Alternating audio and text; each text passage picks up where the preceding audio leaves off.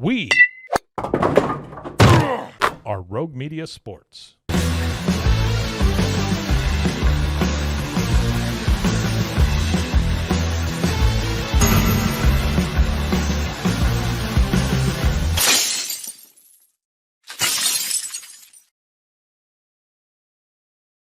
Welcome on in. It is the Cam Show on Rogue Media Sports Network on this Monday. I'm your host, Cam Stewart. Zach Burke keeps us on the air 5 days a week. We're talking nothing but Boston sports live on YouTube every weekday, high noon Eastern time, and then wherever you get your podcasts as well. Today, we're talking about the Patriots.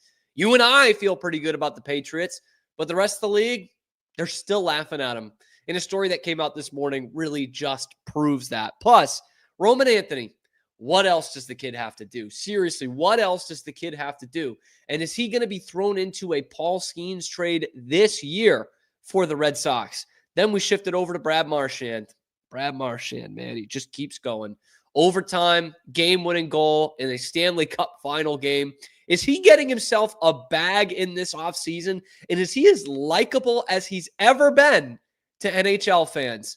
All that and more coming up on this episode of The Cam Show. We start where we start on this Monday afternoon, and that is with the New England Patriots. Optimism is high throughout New England around this Patriots team. Maybe it's because it's looking fairly bleak in the short-term future for all the other teams in Boston, right? Red Sox failing, Bruins suck, Celtics going to suck next year, hopefully just next year, but it's all kind of back on the Patriots again. And look, there's reasons to be optimistic for this team. We all love Drake Maye in his rookie year. You bring in an adult as a head coach. You bring in a real offensive coordinator. You thought you had a good draft and a pretty good free agency. You've really bulked up that defense. There are reasons to be optimistic for you and I, the Patriots fan, for this 2025 Patriots team. But around the rest of the league, they're not seeing it that way. In fact, I would go ahead and say that the rest of the league is still disrespecting the Patriots and has no respect for them being a breakout team here in 2025. I'll tell you what kind of reminded me of that this morning was the story coming out confirming the reports about Chris Godwin, that he was offered north of $30 million a year to come and play for this team. Now, that's before the draft. But it's around the same time as they're having a big-time free agent period. And it's still Mike Vrabel as the head coach. It's still Josh McDaniels as the offensive coordinator. It's still Drake Maye as the quarterback. So, yeah, you didn't prove that you could have a good draft yet. And really, you haven't even proven that yet because they haven't stepped on the field. But I think everyone's pretty happy with their draft haul. But outside of that, that is the team that you're rolling with going into this year. And it had all the people in place that you have right now. And Chris Godwin, who is a good receiver, a receiver I really wanted on the Patriots. He's not a $30 million receiver. He's not. In fact, his peak wasn't as good as Stefon Diggs's. And he said no. He said, I don't want to do that. He said, it came down to my wife and playing for more than just football. But the fact is, he turned down about $25 million that he would have made with the Patriots that he's not making with the Bucs at $22 million a year over a 3-year span. He turned down like real generational money, being one of the highest paid receivers in the history of football, because you want to play here, man. Rather play with Baker Mayfield, scrape by, win the NFC South at 9-8, and go out in the division or the wild card round, which is probably more than the Patriots will do, but still, to a big-time receiver like Chris Godwin, there was no allure of Drake Maye, Josh McDaniels, Mike Vrabel, the championship history, the good ownership. Like, it's all bullshit to these guys. Stefon Diggs did it because he did get around that money, and he's coming off a major injury, and this is the last real contract he's going to get. Chris Godwin had options that Stefon Diggs didn't have, even though he's coming off a pretty major injury as well. He had some options there. There were some other teams interested, and the Bucs were interested in bringing him back. The Texans were not interested in bringing Stefon Diggs back. So that right there shows you that all the optimism that we have for this Patriots team in New England, it's not shared around the league. Nobody's afraid of this Patriots team. They all think Drake Maye's good. We've heard players talk about that, but no one's like, oh boy, we're going to play the Patriots this week. Oh yeah, the Patriots that have won 8 games in the last 2 years, that are on their third head coach in 3 years, their third offensive coordinator in 3 years, their third quarterback in 3 years. Like, they're not intimidated by this team. Not one iota. So, there's obviously those in the media that are excited about this team. There are those of us in the fan base that are excited about this team. And there's reason to believe they could make a playoff push. But I'm telling you, Buffalo doesn't feel like they've got someone nipping at their heels.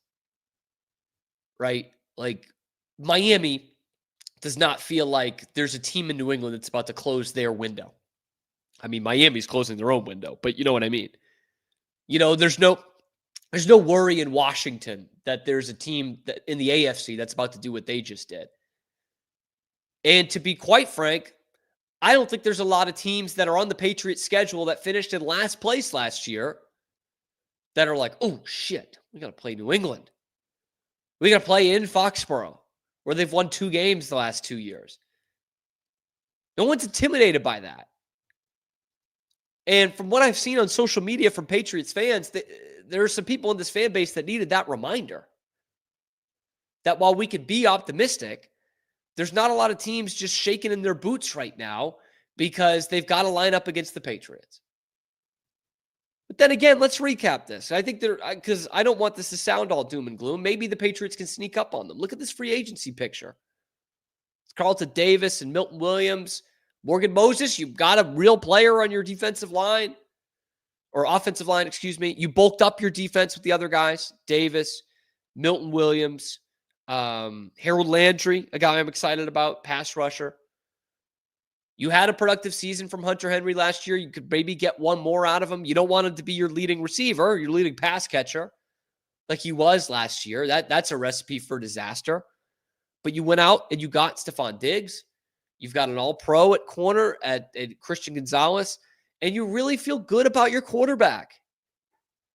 I know there are some publications that are saying that J.J. McCarthy is better, even though he's never played a single down in real professional football, a regular season game in the NFL. I think Drake Maye's better than that.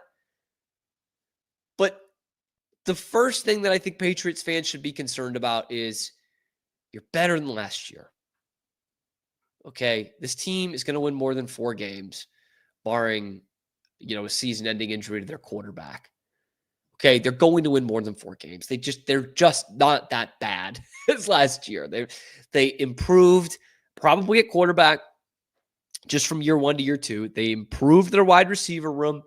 They improved their defense significantly. They improved their pass rush. They improved their downfield coverage. They improved probably both coordinators, and they improved their head coach. So they should be winning more than 4 games. In fact, you'll remember on the show, I did it about a month ago now when they revealed the schedule, the optimistic view on this team's schedule, what their record might be, and how they can challenge for the playoffs. I have them optimistically at 9-8 with some room to grow. I mean, some people have them winning 11, 12 games this year because of their last place schedule. And the nature of the AFC East all of a sudden stinks. It really stinks. Because I think Miami is not going to be as good, and I think the Jets are horrible again. So I think this division is wide open 2 through 4. No, I don't think either of these teams, Miami or New England, is catching Buffalo. But I do think there's reasons to be optimistic here. But seeing that Chris Godwin story just brought it back into perspective, I think, for a lot of Patriots fans.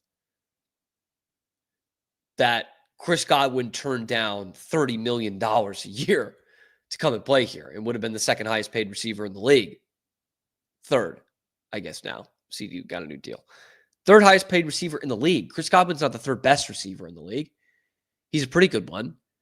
But, his best year was with Tom Brady as quarterback, and they won the Super Bowl. And he's coming off an injury, a major injury at age 29. Again, That's not revisionist history. I wanted him to be a New England Patriot. But that just goes to show you, you can way overpay. Like we talk about the suck tax. They paid the suck tax out the ass for Chris Godwin. And he still said, no, I'm good. I'll pass. I hear North Attleboro is lovely in the winter, but I'm okay. I'll stay here in Tampa. That is pretty damning for what Patriots fans think their franchise is right now, of like, oh, we're back. No. Guys, this was a dose of reality that Chris Godwin is. Because again, all the things we're optimistic about right now, all the optimistic things that I listed just a minute ago, they had those in early March. They had those when they were pursuing Chris Godwin. They had the coach. They had, confidence in their quarterback. They had new coordinators. They were already spending money in free agency. Like there was a clear intent there that they were making their team better, that they were going to spend up to the cap for the first time ever. And still, Chris Godwin saw that. Milton Williams, game wrecker in the Super Bowl, signing a big-time contract with the Patriots. Carlton Davis shoring up their defensive backfield, getting some complimentary pieces like Matt Collins. He still said, you know what? I'm good. It's not worth it for me. I don't want to go there. That's a glimpse into how other players are feeling about the Patriots. It's not the first one that we've seen, right, over the last couple of seasons in the post-Brady era, and specifically the post-Brady Belichick era. There's not all that much that's enticing until these guys start winning. And this is not unique to New England, by the way. I mean, look at anywhere, honestly, anywhere where the weather's crappy. Green Bay. We've seen mostly success, Green Bay, in my lifetime, and people slightly older than me. From the mid-'90s on, it's been plenty of success in Green Bay, or at least not a lot of failure.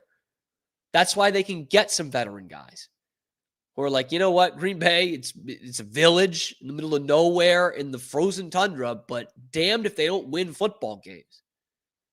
Chicago, the same thing, man. Chicago's been a wasteland. It's been irrelevant. And by the way, it's a little bit colder than New England in the winter in a shitty stadium.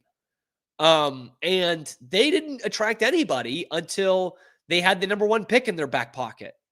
And then all of a sudden they start to build a team around some veterans because they can get the number one pick quarterback, Caleb Williams, last year. That's where it all started to change. Their free agency, they were picking number one. And you can go up and down the list. You can even say it about Detroit. They play in a dome. The Jets, the same thing, man. The Jets weren't getting veterans until they had Aaron Rodgers in the door. And Aaron Rodgers in the door because he didn't have anywhere else to go. Pittsburgh, same thing with Green Bay. We don't really notice because Pittsburgh's always competitive. They're not a Super Bowl contender, but they're always competitive. And they can get veteran guys to go there because there's a chance that they can win. That's just how it is for places like New England and Green Bay and Chicago and New York. So big markets, small markets, either way, the weather's still shit. Either way. And you're living in northern New Jersey, or you're living in the south coast of Massachusetts, or you're living in northern Wisconsin. It's all the same. If you're not winning, it's all a shithole. If you are winning, it's all an opportunity, and the fan base is great, and the ownership's great, and it all changes. Or at least the promise of winning when it comes to the Bears, because they haven't done much winning yet. So all in all, the opinion on the Patriots has not changed. It hasn't changed with Drake Maye having a good season. It hasn't changed with Mike Vrabel coming in. It hasn't changed with Josh McDaniels coming back. And it hasn't changed with the fact that they are willing to splash some cash. You think Milton Williams came here because they won 6 Super Bowls in the past? You think Milton Williams came here because the fans really belt out your love by the outfields when it feels like they're going to win a game? You think that? You think he likes the lighthouse that much and it's a good fan base, a good sports town? Or do you think it's because he's the highest paid player in the history of the New England Patriots? You think it's because he's making $26 million a year? That could be it. That could be it. So when it comes to playing here, playing the Patriots or facing the Patriots, the opinion has not changed about this franchise the last 3-4 seasons. I mean, realistically, since Brady left. And I know it's sounding like a broken record. Oh, Brady was the only reason those guys came here. It's true. Brady and Belichick. Those were the reasons. But even when we think this is a tidal wave of good things happening for the Patriots, they're still not thought about that way. The league is still not worried about them. This division is not worried about them. What's going to be fun as Patriots fans is proving them wrong.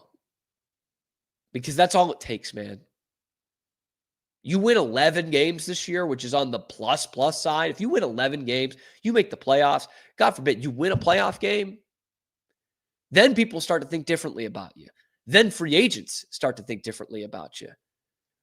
And look no further than one of the teams that makes a great comparison that I haven't even mentioned yet. You think anybody in their right friggin' mind wanted to play for the Washington Commanders before last year?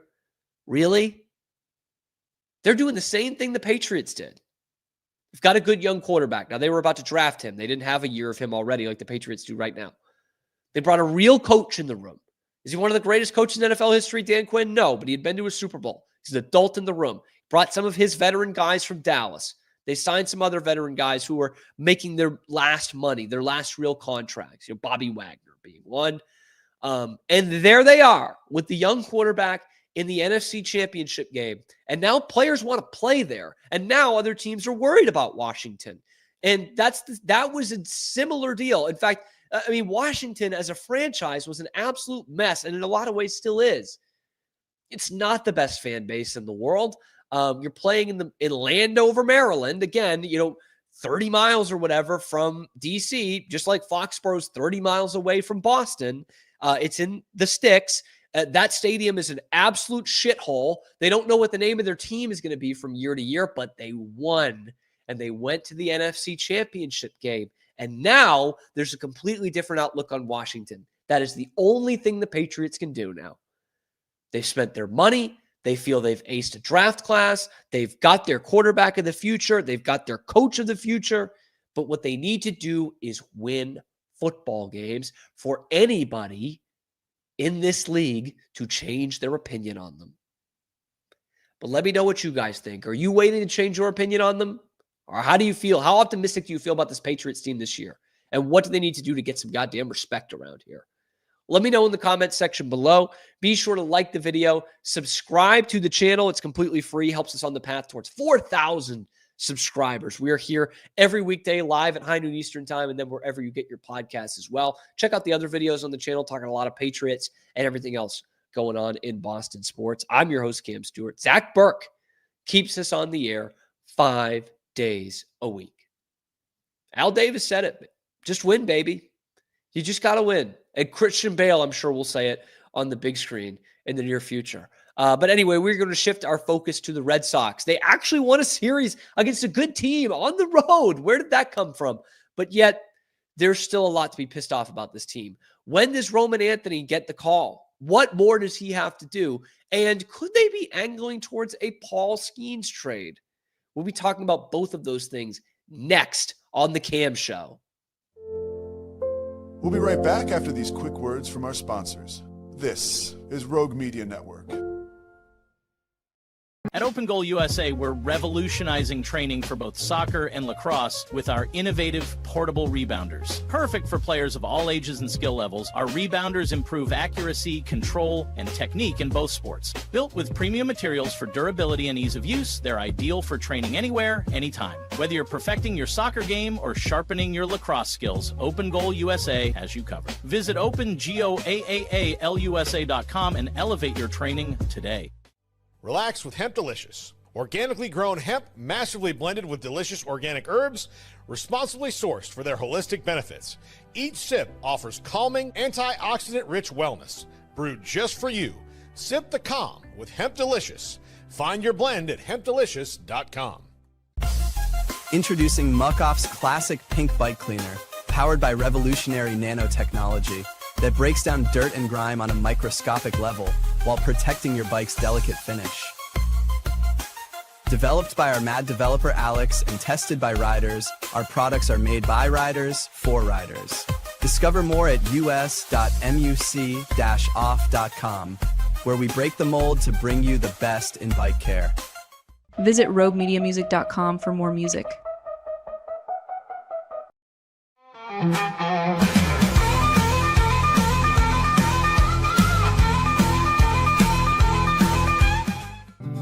Are you ready to take control of your health? At 4U Health, we believe wellness and lab testing should be accessible, inclusive, and yes, fun. With our tech-powered at-home lab test, you save time and money while feeling your best. Say goodbye to long waits and office visits. Check your health on your own terms with 4U Health. Visit 4uhealth.com today and free yourself from traditional medicine. That's the number 4uhealth.com.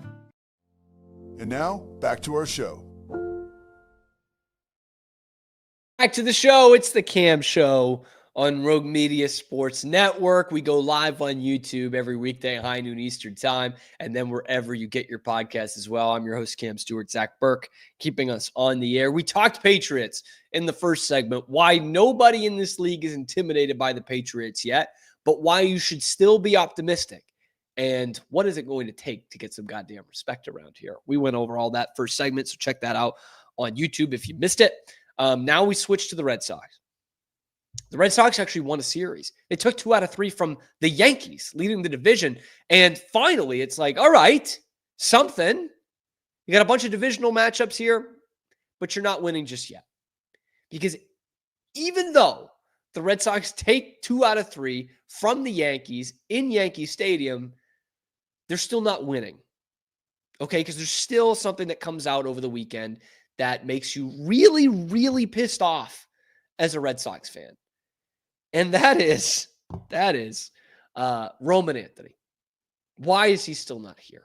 Like, how can we justify this? What more does the kid have to do? We've done this on several segments on this show before. We've read off the stats, and he's making these great plays, and all these executives saying he's so great. How can he not be on the big club yet? And it's like, Roman Anthony must need to do something completely insane for the Red Sox to call him up. And he said, okay, hold my beer. Because this is what he did this weekend. Anthony drills it deep right center field, and the Roman Empire has done it again.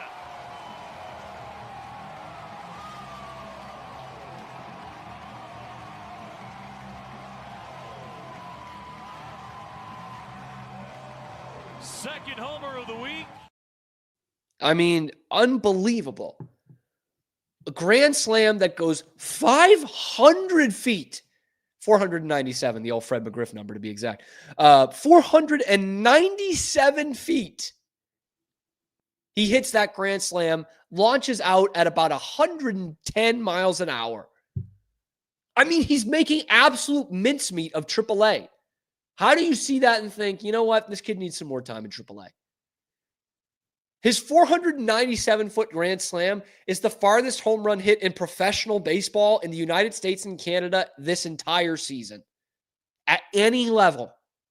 497 feet. The kid is hitting 500-foot homers, and yet we still sit here on Monday, and he's still a Worcester Red Sox.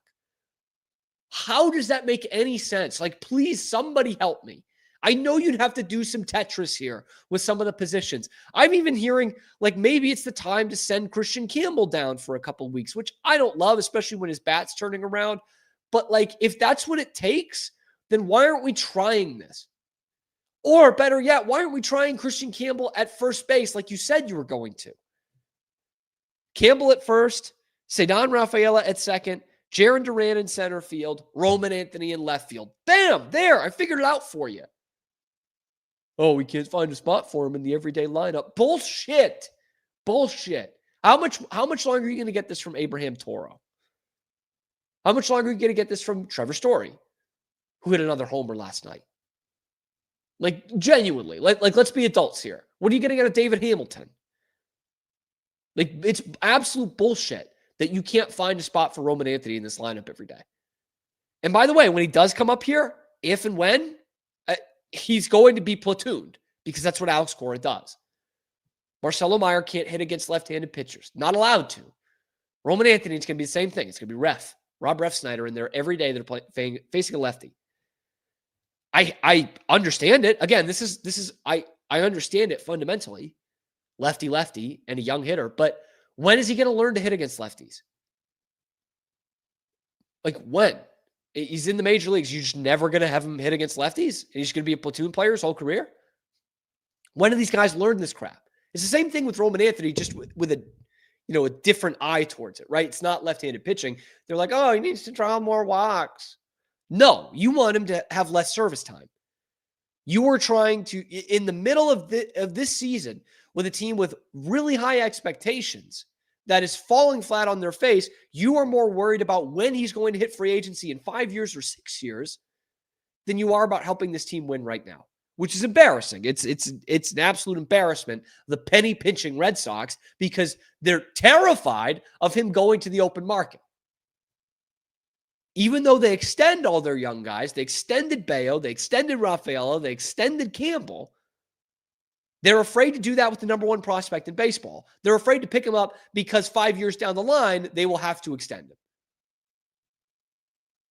And they're shitting their pants that, again, 5 or 6 years from now, Roman Anthony's going to want to go to market the same way Mookie Betts wanted to. That's what it is. That's all it is. And yet nobody can find the date of when that service time does not get more manipulated, right? We still don't have that. Nobody's come out with the date of like, oh, if they call Roman Anthony up by this time, then he's going to hit his at-bats and he's going to lose that year of service time. The Red Sox are going to lose that year of service time. There seems to be this magical fugazi date that nobody can come up with, except for Craig Breslow, who's just going to keep him down there in the minors. It's embarrassing at this point. And again, I've said this so many times on this show in the past. You're not fooling anybody. This is an insult to your fan base, an insult to your fan base's intelligence to say, oh, this kid's not ready. Really? Because I watched him, a video of him hitting a 500-foot home run. And you're telling me he's not ready for the major leagues? Oh, well, it's a lower league. Yeah, it's 500 feet. Okay, maybe it's only 420 in the major leagues. Guess what? That's going out in every single ballpark, no matter what direction you're hitting it in. He's hitting 288 this year. He's got an OPS over 900 in AAA with 10 homers, 30 RBI. He's apparently not ready. Not ready. He's drawn 51 walks, but he struck out 56 times. The kid's going to strike out. Every player's going to strike out. You know why? Because it's your fucking hitting philosophy that he's going through all through the minors. That's your problem. And now you're going to try and fix him by sending him, keeping him down there where he's going to keep those same habits? Like shit, man. I look at the major league team. They strike out all the time. They have a huge problem putting the ball in play. And you're telling me he's not walking enough? Striking out too much? Give me a break with that shit, man. He's way too good for AAA right now. Way too good. His barrel rate's still in the 30th percentile. He's hitting it with a 914 OPS. Like there's really no way that you can justify him being at the minor league level. And that's not just Red Sox fans, by the way. That's not fans being fanboys. That's analysts around this league. That's scouts around this league who are saying, you know what? I can't think of a reason why he's not on the major league ball club. And you would think, oh, well, maybe this Red Sox offense is so good and they're in first place in the division and they don't need a guy like Roman Anthony. And that couldn't be further from the truth. So why is he not up on this team? I'll keep asking the question until we get a real goddamn answer. Because there is none. There's no answer that makes sense. There's no answer that's going to fool any of us. Because maybe this is the beauty of the social media age. But we all saw that this weekend. Every Red Sox fan. My dad is not on Twitter. My dad texted me about it. 497-foot home run.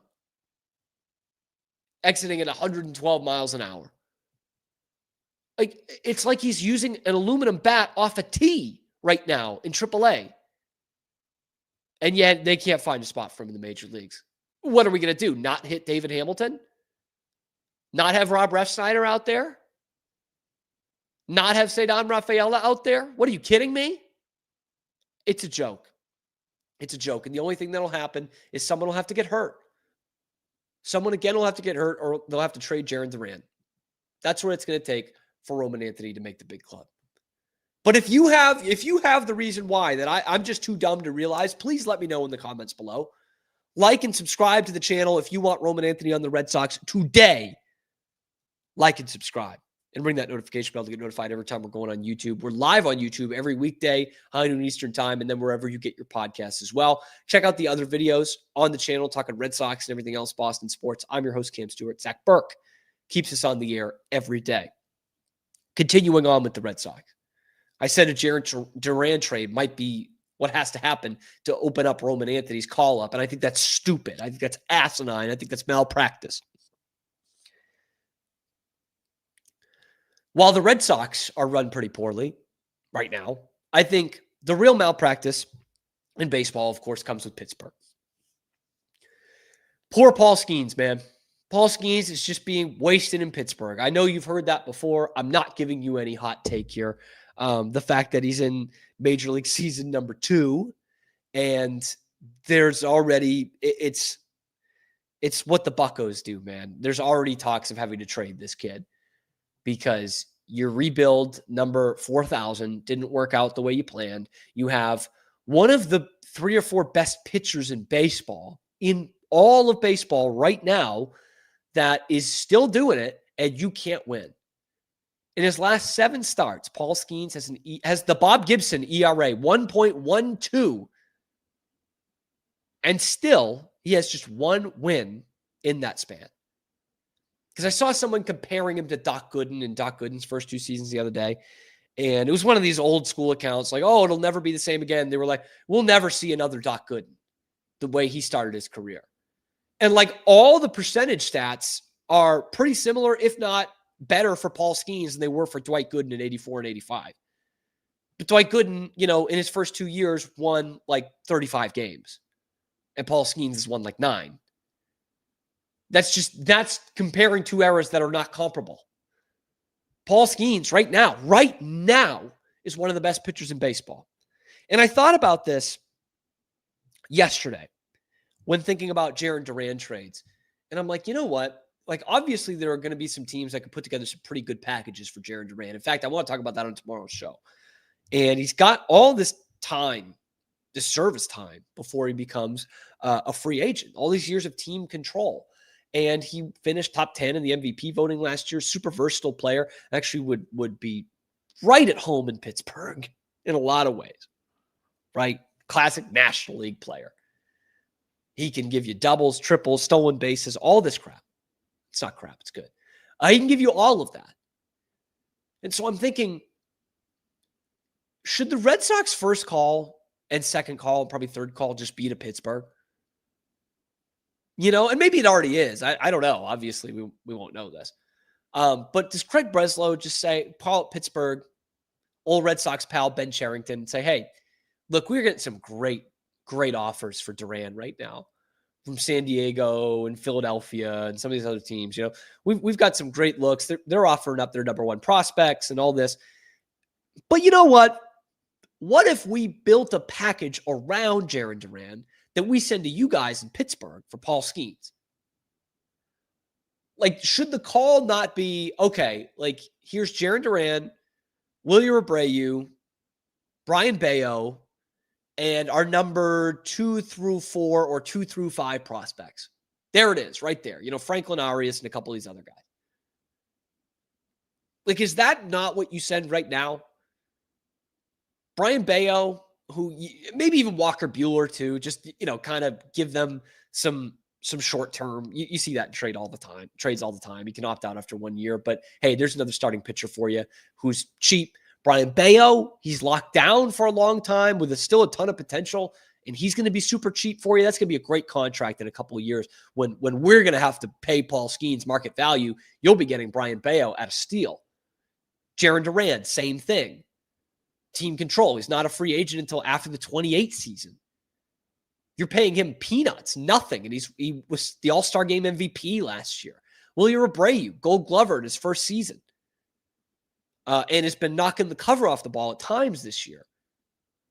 We'll give you him too. He's another one. Service time. He's got 4 more years of it before he hits free agency. Like, here's all these cheap guys who are real contributors on our major league roster right now. Plus prospects 2 through 5.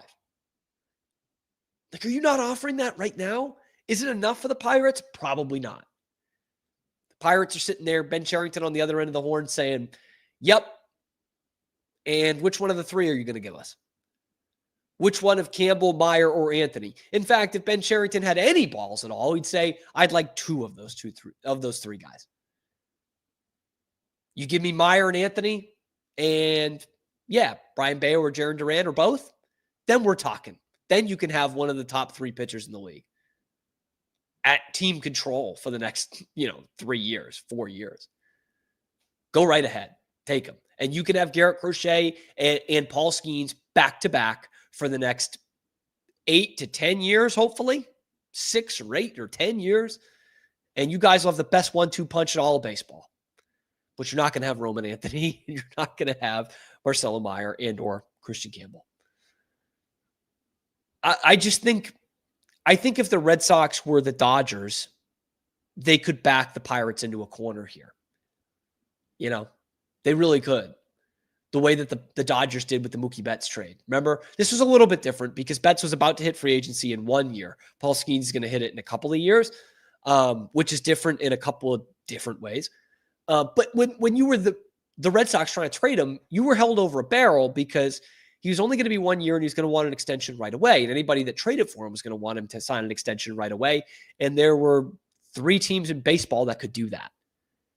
The Dodgers, the Yankees, and the Mets. You weren't trading him to the Yankees. So there was 2 teams that you were dealing with. Maybe one of the Chicago teams could pull it off. Maybe the Cubs could pull it off. That they could trade for him and sign him to an extension.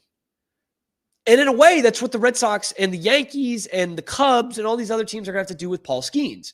You have more service time. You've got 4 or 5 years, whereas Mookie, you had 1. But you're like, hey, if I'm going to trade a haul, I want this kid here for 10, 12 years.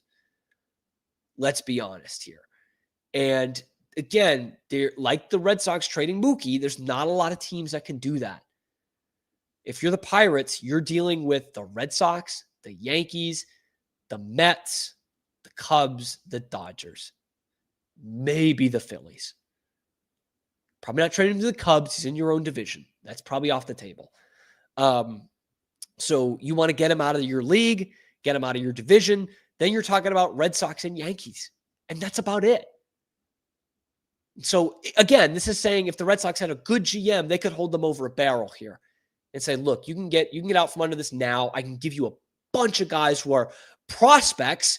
Franklin Arias is a pretty damn good prospect. He's not Roman Anthony, the number 1 prospect of baseball, but he's a pretty damn good prospect. And I think they would dangle Marcelo Meyer too and say, look, here's 2 really top prospects and a bunch of other guys who are not prospects because they're effective players on our major league roster right now. Duran, Bayo, Abreu.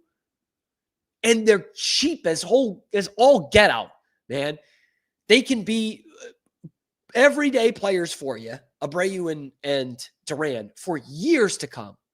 And they're cheap. And guess what? If that doesn't work out for you, you can then get a San Diego kind of deal that we would get for Duran. You can get that for yourself. You can flip Duran for your Leo DeVries and your Evan Solaces. Go right ahead. There it is. I'm telling you, we're getting some pretty good deals for Duran right now. It's easy for the Red Sox to do that if they had a good GM. But I don't think they do. So if you were to do a Paul Skeens trade, it would be for 2 of those 3 top prospects, probably.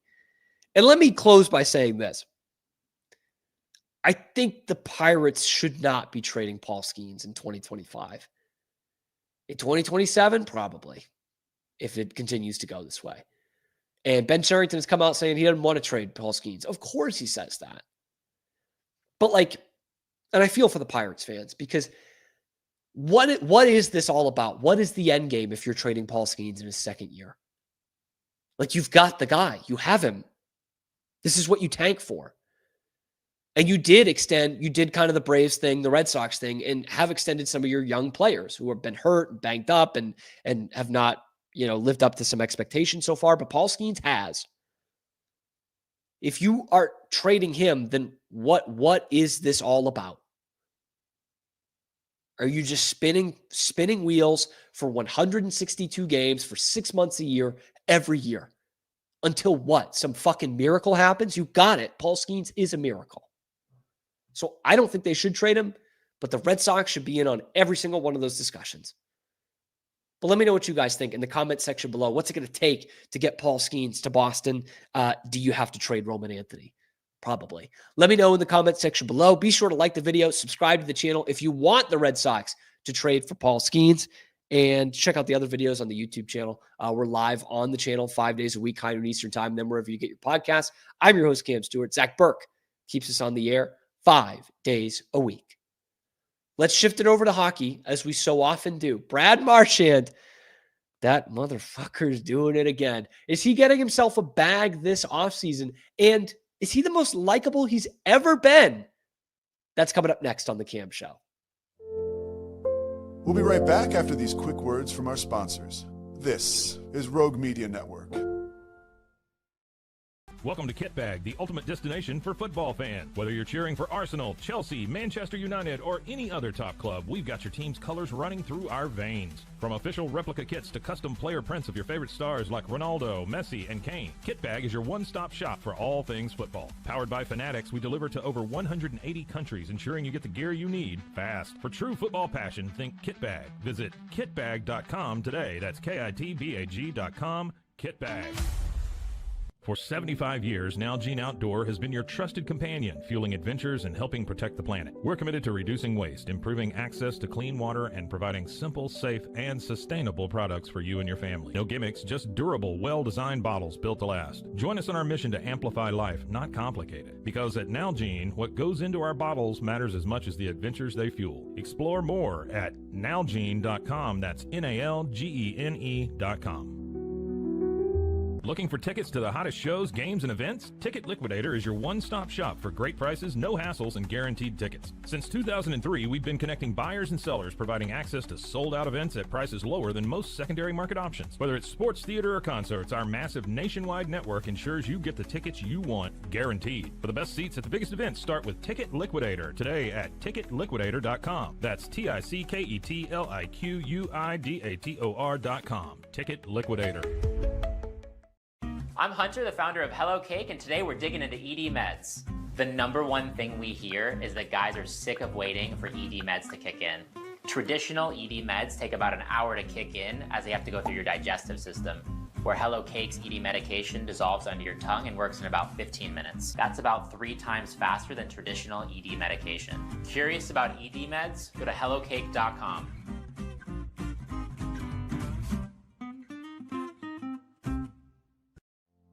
And now, back to our show.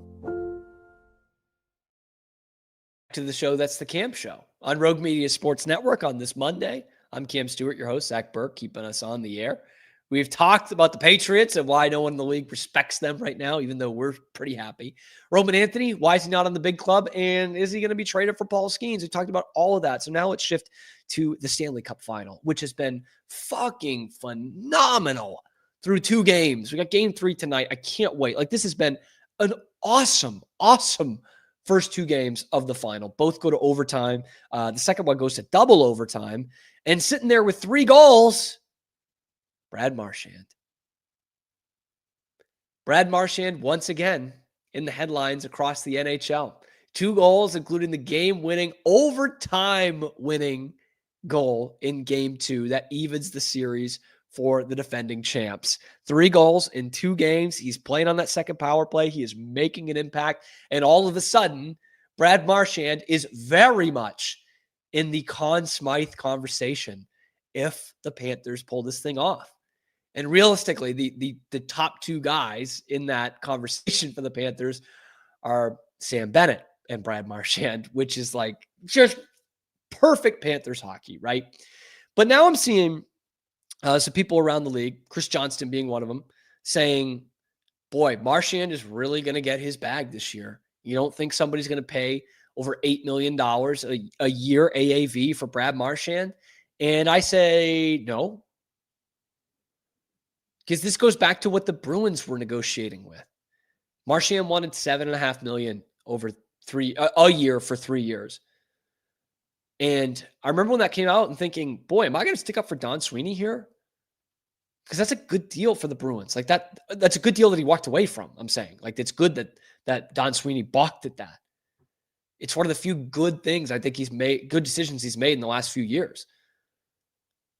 Brad Marchand is the 7th or 8th best player on the Florida Panthers. And that's what he should be at this point in his career. He's 37 years old. He was the 2nd or 3rd best player on the Bruins. That just wasn't going to be sustainable. And you're talking about a pretty exact group of teams that are going to pay $8 million a year for Brad Marchand through age 39, maybe through age 40. That's a lot to ask, even for a future Hall of Famer. Right? How many teams are willing to do that? You got to talk about a team that's got some cap space, and now everyone's going to have some cap space this year because the cap's going up, but real cap space that is 1 or 2 pieces away. Now, maybe that is Winnipeg. Maybe that's Montreal, which we talked about on this channel before. Maybe that's where he ends up. Someone that needs a bit of oomph, a bit of an enforcer, use that term very loosely, obviously in the year 2025, that can bring some muscle to them, that can play both special teams units like Brad Marchand still can, and can provide some leadership in that locker room, and most importantly, not be the number 1 option. That's where you've got to look. So maybe it's Montreal or Winnipeg. I mean, Toronto should really take a look. But if you're going to let Mitch Marner walk, which they are, and you're going to try to convince Tavares to come back at a real hometown discount, like a huge hometown discount, and bring in Brad Marchand for $8 million a year, I think that's not going to really sit well with Toronto. Not that really anything does. It's probably not what you need in this situation. So is Brad Marchand going to go out there and get $8 million AAV in his next contract? I doubt it. And in fact, I think it's more likely that he re-signs with Florida at a much lower price, like $6 million, maybe $5.5 million a year to stay with Florida, a chance to win the Stanley Cup every year, than he would at going other places for $8 million. I think he'd probably stay with Florida at that number for this point if the Bruins offered $8 million. What's enticing him to come back? The bridges have been burned between he and the management. They're not going to win anything. He's going to be, a captain of a rudderless ship. What's the point of him coming back to that? But I still think 8 is a lot for a guy who had 3 surgeries last offseason, who is 37, just turned 37, and you're going to sign him through age 39. And he can't play with this kind of intensity that he is in the playoffs right now for 82 games. Nobody can. Like, we are getting the very, very best little cameo of Brad Marchand we can get. Where he's playing for a team that his style fits very well. He's not nearly the best, most important player on the team. He's playing on a 3rd line. And he's most of the dress rehearsal has been in the postseason where he is at his very best. So you need a pretty exact kind of destination and salary cap situation for Brad Marchand to be getting $8 million a year, because he's going to want a 3-year deal. That's what he wanted in Boston. The other thing that really struck me is my girlfriend, who likes hockey but is not a huge sports fan, and she's saying, man, all over my Instagram and all over my Twitter is Brad Marchand stuff. And people love making these memes about Brad Marchand. And I said it out loud without even thinking about it. I said, Marchand's on a heater right now. He is as likable as he has ever been, ever in the NHL. And by that, I mean, there are 2 fan bases that like him. Like, he was one of the most hated guys in the league for a decade plus when he was with the Bruins. And now, of course, the Bruins are one of the most hated teams in the league, but so are the Panthers. And yet he's doing it at this high level. And suddenly there's this sympathy for Brad Marchand. He's not pulling the antics anymore. He hasn't done that in years, by the way. The licking and the slew footing. He hasn't done that in 6 or 7 or 8 years here. Like that's kind of long gone for Brad Marchand in Boston, specifically the last couple of years when he's been the captain. But all of a sudden, he's this sympathetic figure. He's fun. He's the Rat King. He's ending team seasons. He crushed the Leafs again, and all the other fans in the NHL love that. He's eating Dairy Queen in between periods. Like his star has skyrocketed, man. Right now, this postseason is Brad Marchand's postseason, and we're all just along for the ride. None of us saw that coming, but yeah, he's as likable as he has ever been. He's scoring game-winning goals. He's taunting the Leafs fans without even saying anything. He's eating the ice cream. Like, it's the spring of Brad Marchand in the NHL. In a series that has Connor McDavid and Leon Draisaitl, like all these super-duper stars, the talk of it for the last few days has been Brad freaking Marchand.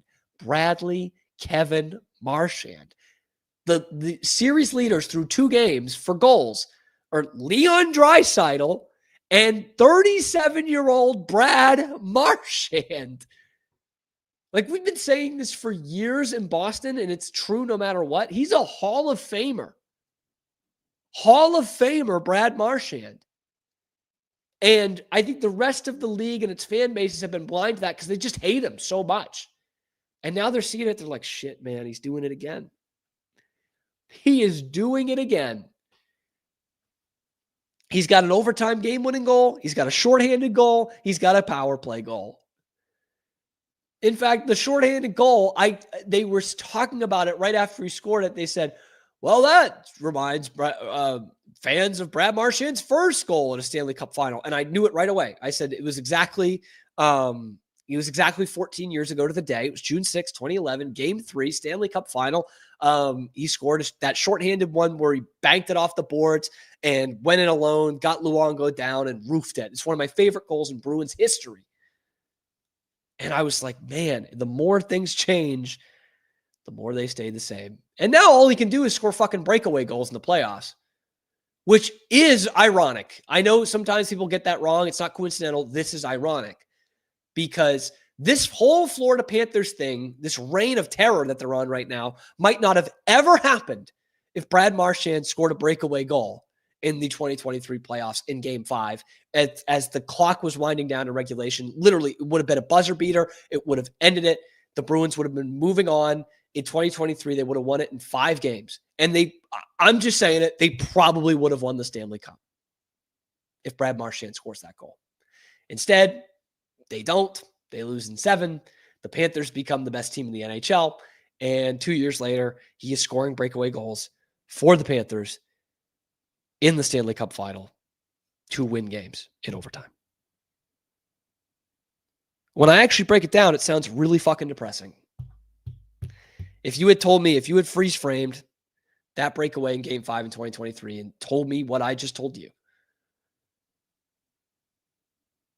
I don't know that I would have watched any hockey in the next 2 years. But that's where we are. Brad Marchand, as likable as he's ever been. And he's not doing it for the Bruins. Is he going to earn $8 million a year in this next contract? Guys, let me know in the comment section below. Be sure to like the video, subscribe to the channel if you love or hate Brad Marchand, and get involved in the comment section. Find us on YouTube live at high noon Eastern time every weekday, and then wherever you get your podcast. Check out the other videos on the channel, talking a lot of Marchand, talking a lot of Bruins, and everything else going on in Boston sports. For Zach Burke, I'm your host, Cam Stewart. We will see you tomorrow on a little ditty that we like to call The Cam Show. Transform your workspace with Hanomi Ergonomics. From adjustable chairs to standing desks, we provide solutions for comfort and productivity, whether at home or in the office. Improve your posture, reduce strain, and work smarter. Visit us at hanomi.co today. That's HINOMI.co today.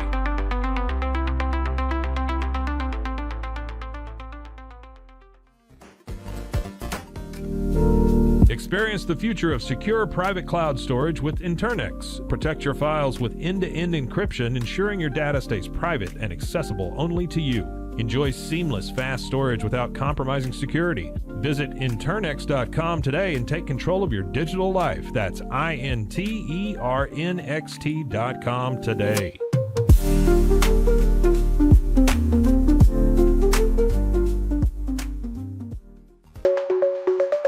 Protect your online privacy with NordVPN. Browse securely, access content from anywhere, and keep your data safe with military-grade encryption. Whether at home or on the go, NordVPN ensures your digital freedom. Stay secure. Download NordVPN today at nordvpn.com. That's NORDVPN.com. Saints, we understand that maintaining a healthy lifestyle can be challenging, especially in today's fast-paced world. That's why our mission is to make fitness accessible to everyone, anywhere. Committed to excellence, we adopt a user-centric approach guided by ergonomics and medical science. With a team of seasoned professionals in R&D, design, and manufacturing, we prioritize quality across our entire product line. Visit TwoSains.com today and start your journey to better health. That's TOUSAINS.com.